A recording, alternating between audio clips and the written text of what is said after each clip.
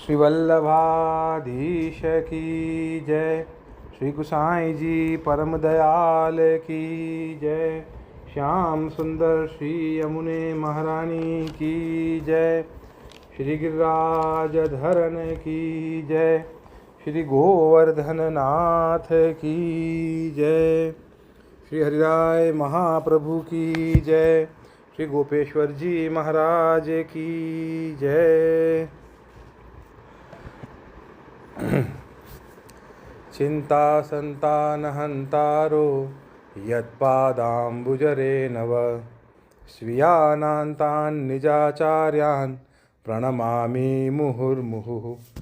यदनुग्रहतो जन्तु सर्वदुःखातिगो भवेत् तमहं सर्वदा वन्दे श्रीमद्वल्लभनन्दनम्। अज्ञानतिमिरान्धस्य ज्ञानाञ्जनशलाकया चक्षुरुन्मीलितं येन तस्मै श्रीगुरुवे नमः।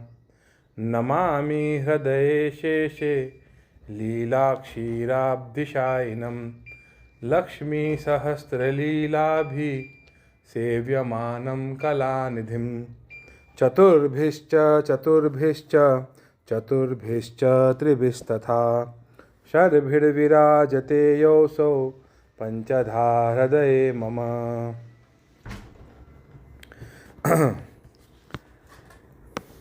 शिक्षा पत्र पहला चल रहा है और कल हमने 7वां श्लोक पढ़ा था और 7वें श्लोक में हमने ये पढ़ा था कि हमें अगर ठाकुर जी के विरह का अनुभव करना चाहिए, वियोगानुभव करना चाहिए जब ठाकुर जी अनवसर में हों, और अपने आप को ये सोचना चाहिए कि जब ठाकुर जी के दर्शन नहीं हो पा रहे हों तो दीनता से ये बोलना चाहिए कि अरे मैंने कितने अपराध किए होंगे कि मुझे ठाकुर जी के दर्शन नहीं हो रहे हैं।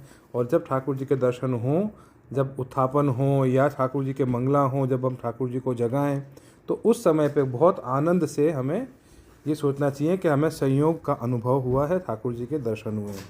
तो ये हमने पिछले वाले श्लोक में 7वें श्लोक में पढ़ा था। आज हम पढ़ेंगे 8वां श्लोक।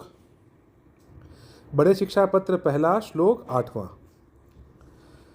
मूलम स्पर्शस्तत्रैव भावेन सर्वास्तत्रैव तत्क्रियाः भावात्मनो ह्यनुभवः सर्वो भावेन नान्यथा। शब्दार्थ।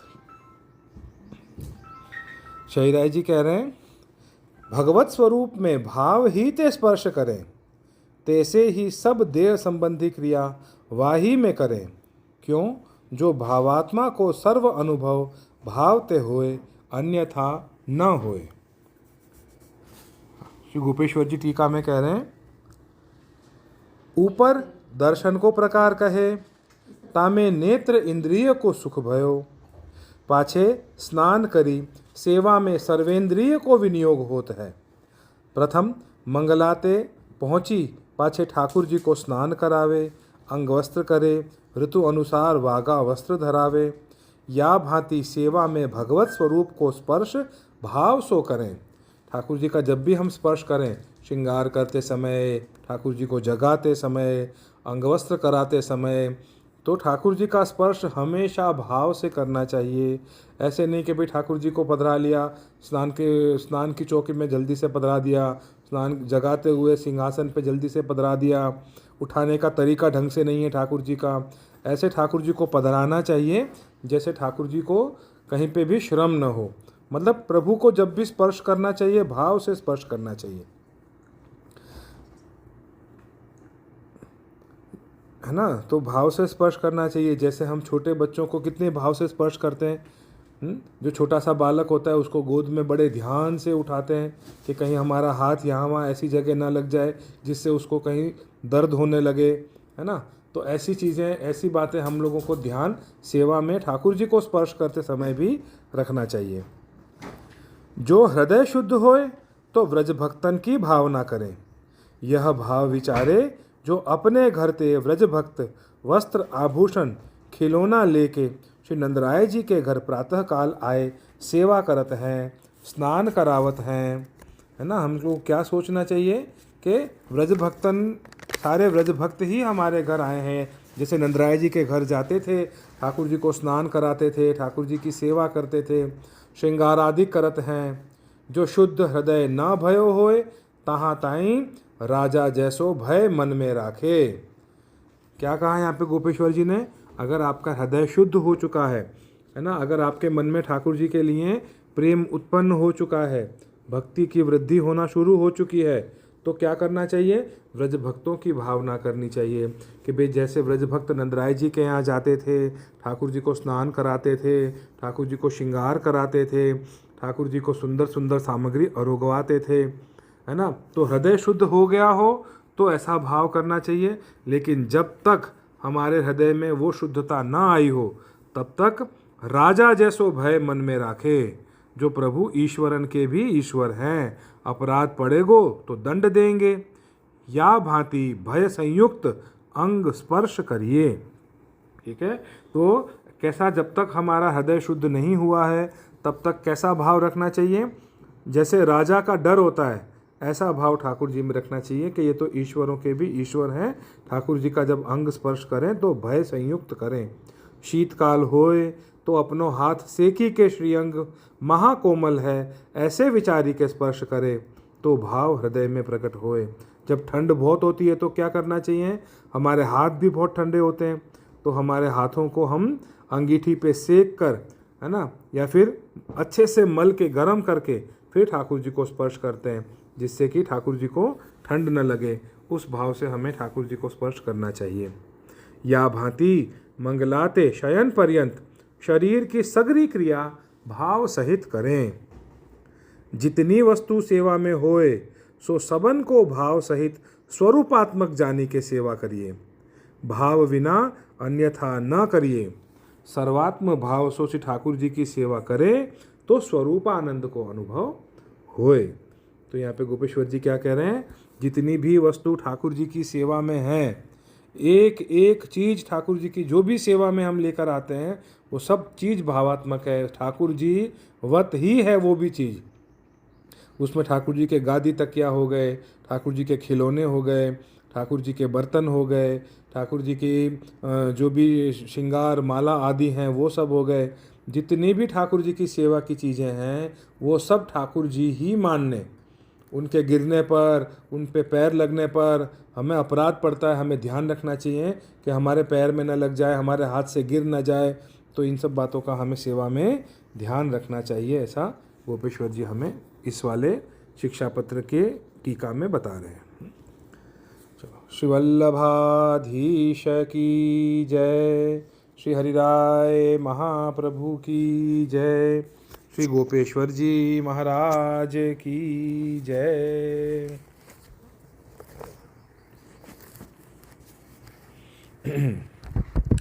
84 वैष्णवन की वार्ता। 84 वैष्णवन की वार्ता में दामोदर दास हरसानी जी की वार्ता चल रही है।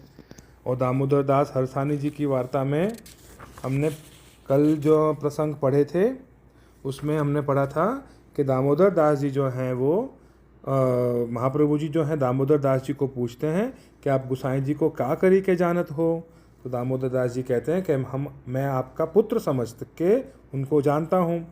तब श्री महाप्रभु जी ने कहा, आज्ञा करी कि आप गोसाई जी को भी जैसा मेरा स्वरूप जानते हो वही स्वरूप श्री गोसाई जी का भी आपको जानना है। ऐसे श्री महाप्रभु जी ने दामोदर दास जी को कहा। और उसके बाद जो प्रसंग पड़ा था उसमें महाप्रभु जी कहते हैं कि दमला ये मार्ग तेरे लिए प्रकट कियो है। तो इसका मतलब ये था कि हर जन्म में जब तक ये पुष्टि मार्ग की स्थिति है, जब तक पुष्टि मार्ग एग्जिस्ट करेगा, तब तक दामोदर दास जी बार बार जन्म लेकर यहाँ पे कहीं ना कहीं ये सारी लीला भावना, रहस्य भावना सब लोगों को अपने हृदय में बताते ही रहते हैं। इस भाव से श्री महाप्रभु जी ने ये आज्ञा की थी कि दमला ये मार्ग तेरे लिए प्रकट कियो है। तो आज हम दूसरे वैष्णव कृष्णदास मेघन क्षत्रिय की वार्ता शुरू करने वाले हैं। 84 वैष्णवों की वार्ता और कृष्णदास मेघन क्षत्रिय की वार्ता से शुरू करेंगे। एक समय श्री आचार्य जी महाप्रभु ने पृथ्वी परिक्रमा करी, तब कृष्णदास मेघन साथ में हते। सो बद्रीनारायण के परली ओर किरनी नाम पर्वत है। सो तहाँ ते एक बड़ी शिला गिरी। सो कृष्णदास ने हाथ सो थांबी। तब श्री आचार्य जी महाप्रभु प्रसन्न भय। तब कृष्णदास सो कहो, जो मांगी कहा मांगत है। तब कृष्णदास ने 3 वस्तु मांगी। पहली कि मेरो मुखरता दोष जाए, दूसरी मार्ग को सिद्धांत समझूं, और तीसरी मेरे गुरु के घर पधारो। तामे 2 वस्तु तो महाप्रभु जी ने दीनी, गुरु के घर पधारवे की नाही कीनी। बहुर बद्रिकाश्रम ते आगे पधारे, जहाँ जीव की गम्य नहीं है, तहाँ वेद व्यास जी को स्थान है, तहाँ पधारे। तब कृष्णदास सो कहो, जो तू ठाड़ो रहियो। तब श्री आचार्य जी महाप्रभु आगे पधारे। तब वेद व्यास जी सामे आए। सो श्री आचार्य जी महाप्रभु को अपने धाम में ले आए। पाछे वेद व्यास जी ने श्री आचार्य जी महाप्रभु सो कहो, जो तुमने श्री भागवत जी की टीका कीनी है, सो मुँह को सुनाओ। तब श्री आचार्य जी महाप्रभु ने युगल गीत के अध्याय को 1 श्लोक कहो। कौन सा श्लोक था वो? वाम बाहु कृत वाम कपोलोव लित भ्रुर भ्रुधरार्पित वेणुम कोमलांगुली निराश्रित मार्ग गोप्य इरयतित यत्र मुकुंदः। या श्लोक को व्याख्यान कहो, सो 3 दिन में संपूर्ण भयो।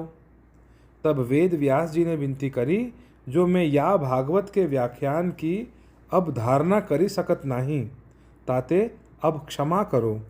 पाछे श्री आचार्य जी महाप्रभु ने वेद व्यास जी सो कहो, जो तुम वेदांत के ऐसे सूत्र कहा किए, जो मायावाद पर अर्थ लाग्यो।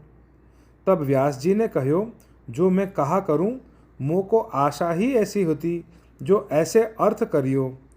तब श्री आचार्य जी महाप्रभु ने कही, जो मैं ब्रह्मवाद पर अर्थ कियो है, सो व्यास जी को सुनायो। सो व्यास जी सुनकर बहुत प्रसन्न भये। ता पाछे वेद व्यास जी सो विदा होके तीसरे दिन पधारे। तब कृष्णदास सो कहो, अरे तू गयो नहीं, सो काहे ते? तब कृष्णदास ने कही, जो महाराज हूँ कहाँ जाऊँ, मुँह को तुम्हारे चरणारविंद बिना और आश्रय कहाँ है।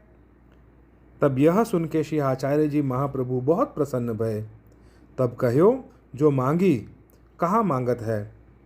तब वे ही 3 वस्तु मांगी। एक तो मुखरता दोष जाए, दूसरे मार्ग को सिद्धांत समझें, और तीसरो मेरे गुरु के घर पांव धारो। सो तामे 2 वस्तु दीनी और गुरु के घर पधारवे की नाही कीनी।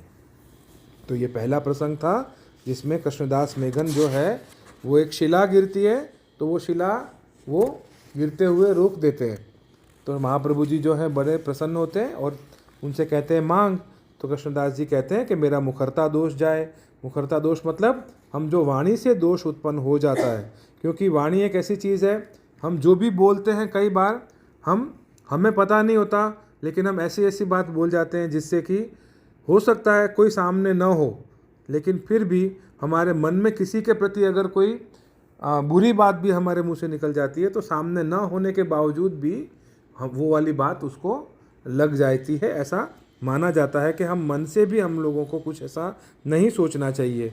तो मुखरता दोष यानी हम कुछ भी अपशब्द न बोलें, सब कुछ भावात्मक है, दीनता से बोलें, तो मुखरता दोष जाए। दूसरा उन्होंने मांगा कि मार्ग का सिद्धांत हृदयारूढ़ हो, यानी अपने पुष्टि मार्ग का जो सिद्धांत है, जो श्री महाप्रभु जी ने हम वैष्णवों के लिए ही लिखा है या बनाया है या बताया है, वो सिद्धांत हृदयारूढ़ हो, यानी मैं समझ पाऊँ। और तीसरा मेरे गुरु के घर आप पधारो। तो ये 3 चीज़ कृष्णदास मेघन ने मांगी थी, लेकिन श्री महाप्रभु जी पहली 2 चीज़ तो दे देते थे, लेकिन तीसरी चीज़ जो थी कि मेरे गुरु के घर पधारो, उसके लिए वो उनको कुछ नहीं बोलते थे, वो चुप रहते थे। तो ये वाला प्रसंग हमने 84 वैष्णवों की वार्ता में पढ़ा। श्री वल्लभाधीश की जय। 84 वैष्णवन की जय। 252 वैष्णवन की वार्ता और गोविंद स्वामी की वार्ता इसमें चल रही थी। तो गोविंद स्वामी की वार्ता में हमने क्या पढ़ा था कि गोविंद स्वामी जो हैं वो श्रीनाथ जी के साथ खेल रहे थे अप्सरा कुंड पे, और खेलते खेलते जब वापस मंदिर की तरफ आ रहे थे, आरती की आवाज़ सुनाई देती है। तो गोविंद स्वामी कहते हैं कि आरती हो रही है, श्रीनाथ जी ने राजभोग कब भरोगे होंगे, क्योंकि आरती तो राजभोग सर्वे के बाद होती है। तो गोसाई जी को आके गोविंद स्वामी कहते हैं कि श्रीनाथ जी तो मेरे साथ थे, तो उन्होंने राजभोग कब भरोगे। तो गोसाई जी ने वापस पूरी रसोई सिद्ध करवाई और वापस से भितरिया जी को बोला कि वापस ठाकुर जी को श्रीनाथ जी को भोग लगाया। तो ऐसी ये वाली वार्ता हमने कल पढ़ी थी। और दूसरी एक और वार्ता पढ़ी थी, वो कौन सी थी कि श्रीनाथ जी की जो पाग होती है उसके पेच ढीले हो जाते हैं, पाग खुल जाती है। तो गोविंद स्वामी श्रीनाथ जी को उत्थापन के समय के दर्शन में कहते हैं कि आपकी पाग की पेच जो है वो खुल गए हैं, पाग ढीली हो रही है, तो क्यों ढीली कर दी है। तो श्रीनाथ जी कहते हैं अगर तुझे ढीली दिख रही है तो तू आके बांध दे। तो गोविंद स्वामी मंदिर के अंदर जाके पाग जो है वो उनकी अच्छे से बांध देते हैं। तो जो भितरिया जी थे वहाँ पे वो कहते हैं कि भाई गोविंद स्वामी अंदर आके उन्होंने अपरस छुआ दी, बिना नहाए बिना अपरस के ही वो अंदर आ गए। तो गोसाई जी ने कहा कि गोविंद स्वामी श्रीनाथ जी के सखा हैं, अंतरंग सखा हैं, जो वो अंतरंग सखा हैं, वो उनसे श्रीनाथ जी कभी नहीं छुआ जाए। तो ऐसे गोसाई जी ने कहा था। और इससे पहले वाले श्लोक में भी गोसाई जी ने कहा था कि भाई गोविंद स्वामी, गोपीनाथ दास ग्वाल, कुंभन दास, ये तीनों श्रीनाथ जी के एकांत के सखा हैं, तो इसलिए उनके साथ श्रीनाथ जी बहुत हिले मिले हैं। ठीक है, तो आज हम पढ़ेंगे 8वां प्रसंग, गोविंद स्वामी की वार्ता 252 वैष्णवों की वार्ता में। एक दिन श्री गोसाई जी श्रीनाथ जी को श्रृंगार करत हते, तब गोविंद स्वामी जगमोहन में कीर्तन करत हते। तब श्रीनाथ जी ने गोविंद दास को 8 कांकरी मारी। जब गोविंद स्वामी ने 1 कांकरी मारी तब श्रीनाथ जी चमक उठे। तब श्री गोसाई जी ने गोविंद दास से कहो, यह कहा कियो। तब गोविंद स्वामी ने कही, जो महाराज आपको तो पूत और को मूली कर, जो 8 वक्त मोकू कांकरी मारी, जब आप कछु नहीं बोले। ये सुन के श्री गोसाई जी चुप करी रहे। सो गोविंद दास जी को ऐसो सखा भाव सिद्ध भयो हतो।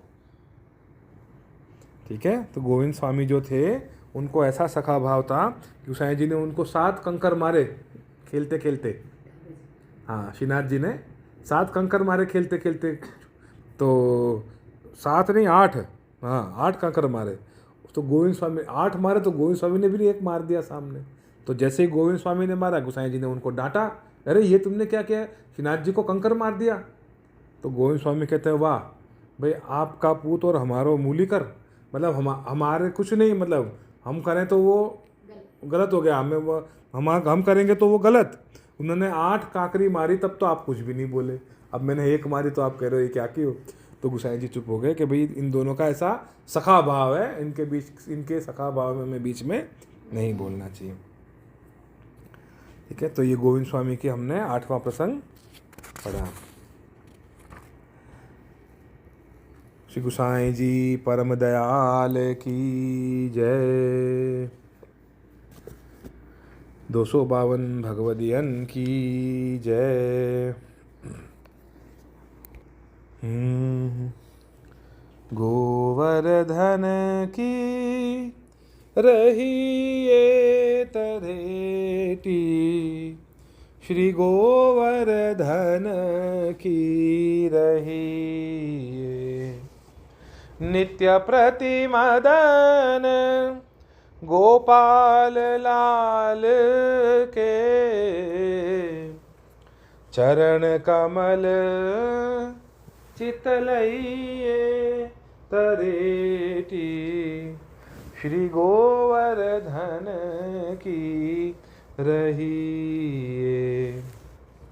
तन पुलकित व्रज रज में लौटत, गोविंद कुंड में नहिए। रसिक प्रीतम हित चित की बातें, रसिक प्रीतम हित चित की बातें, श्री गिरिधारी जो सो कही तरेटी, श्री गोवर्धन की रही, गोवर्धन की रहिए तरेटी, श्री गोवर्धन की रहिए। मेरे तो तुम हो श्री वल्लभ स्वामी, मेरे अंतर की जानो अंतर्यामी, तुम सरिखो नहीं दीन दयाल, मुँह सरिखो नहीं कामी, रसिक कर जोड़ विनती करे चरण शीश नामी।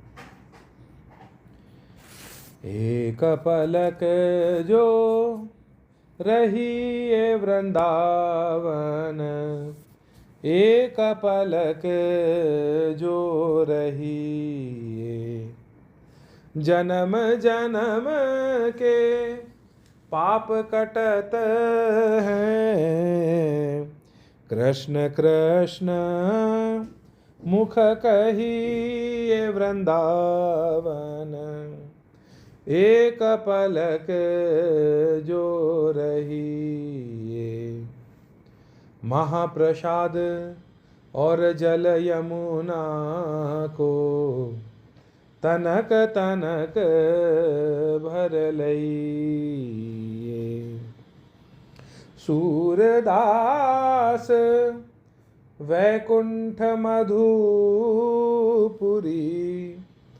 सूरदास वैकुंठ मधुपुरी, भाग्य बिना कैसे पई ये वृंदावन, एक पलक जो रही, एक पलक जो रहिए वृंदावन, एक पलक जो रहिए। श्री वल्लभाधीश की जय। तो ये आज लाइव होने का समय नहीं था, कहीं बाहर जाना है, इस वजह से ये रिकॉर्ड करके और फिर मैंने अपलोड कर दिया है। तो जो भी ये पूरी रिकॉर्डिंग सुने वो लास्ट में कमेंट ज़रूर करेगा, तो मुझे पता चलेगा कि आप लोगों ने पूरी रिकॉर्डिंग सुनी है। श्री वल्लभाधीश।